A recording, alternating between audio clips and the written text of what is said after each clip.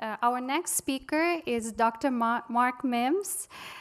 He is a physician at Operation Ukraine at OU Health, University of Oklahoma. He will be speaking about achieving a two-way street, how to get Ukrainian physician hands-on in America. Please welcome.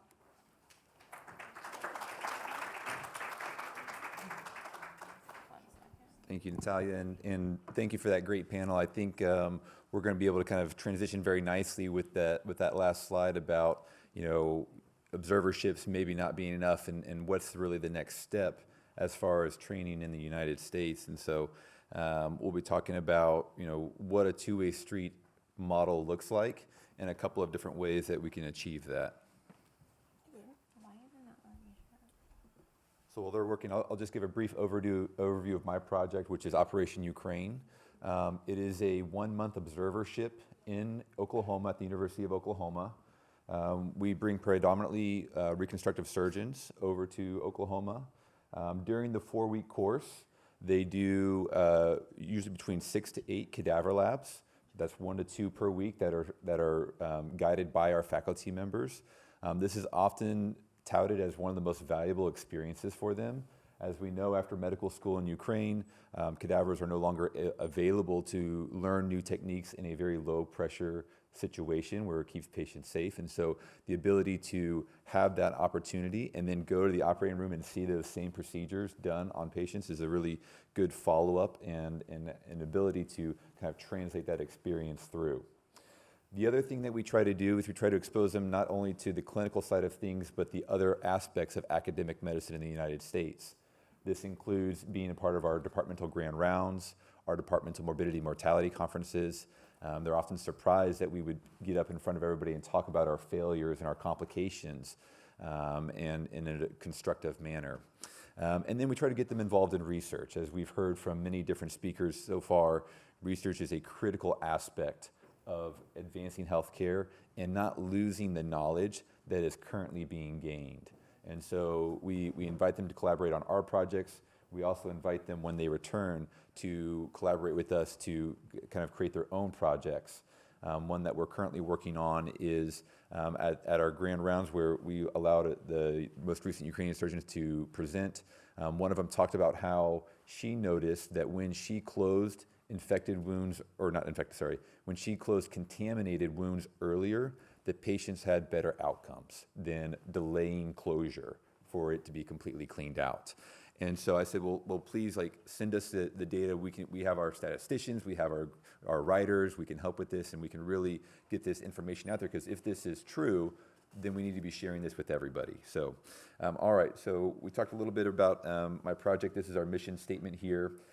Concentrated in-depth exposures, critical need specialties, and then observation and hands-on experiences. We talked about the layout of it. This is our current status. So we've had 6 different cohorts, 32 different surgeons from 5 different specialties.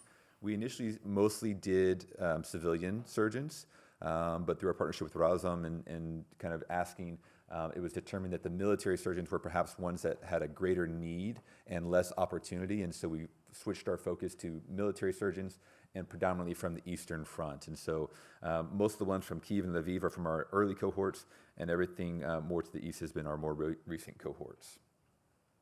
We initially started in head and neck reconstruction, which is kind of where my expertise is, but quickly expanded to other things.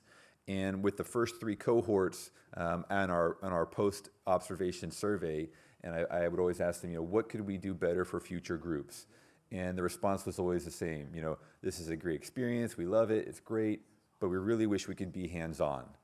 And after the 3rd time of them hitting me over the head with this, I said, okay, well, maybe we should try to do something about it. I mean, I know that other places have tried. I've not known any places that have actually done it, but I thought we would at least try. So I looked in the literature first. I said, maybe somebody's published about this.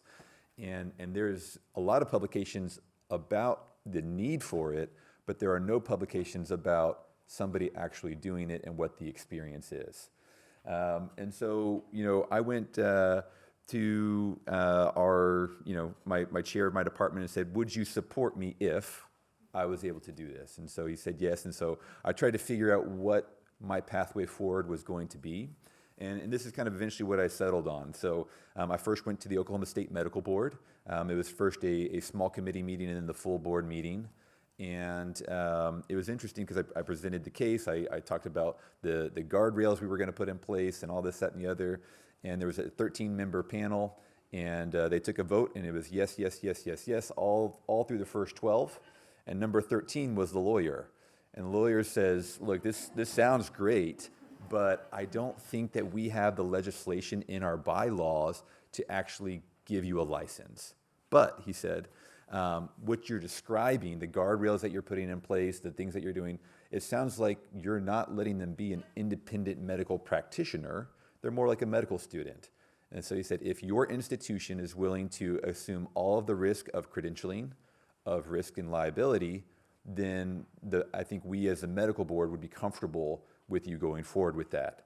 And so I said, great, no problem. I'll just convince my hospital of this. And so I went to our executive leadership team because I figured I might as well start at the top, because if they say no, it doesn't matter what anybody below them says.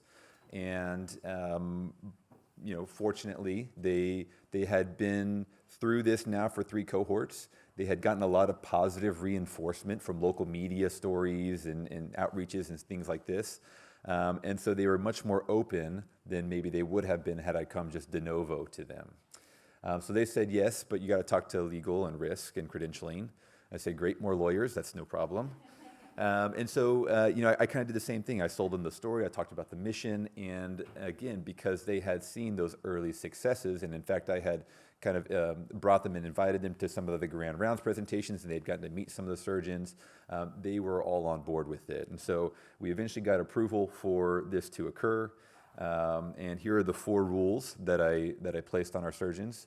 They must be directly supervised. They can only be scrubbed in when the attending is scrubbed in. They can't perform key portions.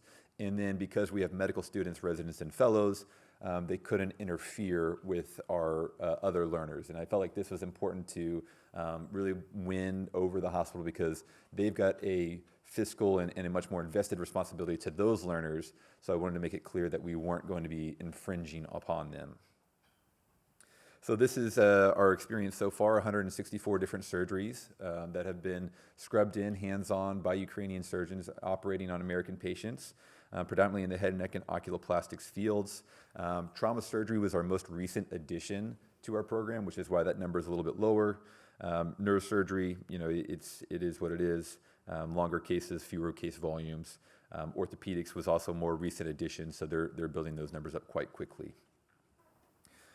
So that's one way of doing it, but really the more sustainable and translatable way would be to have some sort of legislation in the medical bylaws to allow for short-term licensure of foreign medical providers. It's easier for an institution, I think, to accept if the state medical board says, yes, we'll give them a medical license. Then when you come to your hospital or your clinic, then it's a little bit easier for them to accept that. And so, where does such legislation exist? Actually, in quite a few states across the country. And so not quite half have it. And if you look, most of it is centered in that central third of the country. I'm not sure why that is, why the Northeast and the West Coast are a little bit more reluctant, although California is in there. But those central areas and a lot of high-powered institutions fall into these areas. And so it's very doable because the legislation is already there. Now, this legislation always has nuances to it. Some of them require you to be from an ECFMG accredited school. Some of them require certain testing type things, but they can all be modifiable and kind of bent, if you will, to fit the needs of bringing Ukrainian surgeons over and getting them a medical license. And if there isn't one, if your state is not represented, then it's a matter of talking to your representatives and talking to your political people at your institutions, because Oklahoma just passed a resolution so that we will have an opportunity to get an actual formal medical license. Tennessee just did the same. Vanderbilt is very close to bringing their first cohort of surgeons from Africa to learn transplant surgery hands-on at Vanderbilt. And so I think this is where we're starting to go, and we're starting to recognize that this is a need and that we can do it in a safe manner.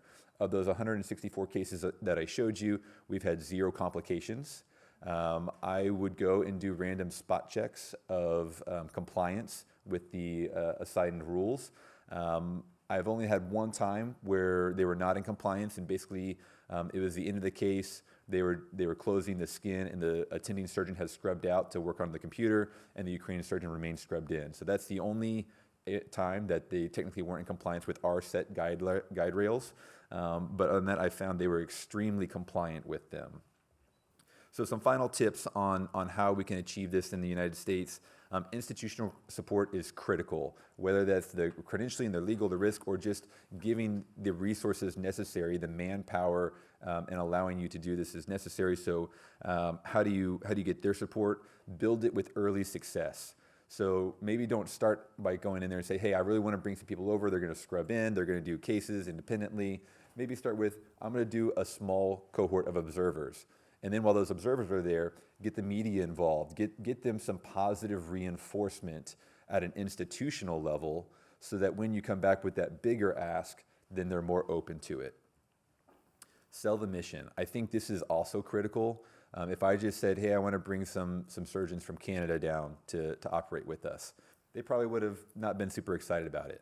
But when you can demonstrate a medical need, that there are patients that are suffering because of a lack of training, then the medical providers and all of us come out and say, yes, we need to do something to help this, and this person is providing me with a solution that I can just say yes to, and they'll take care of the rest.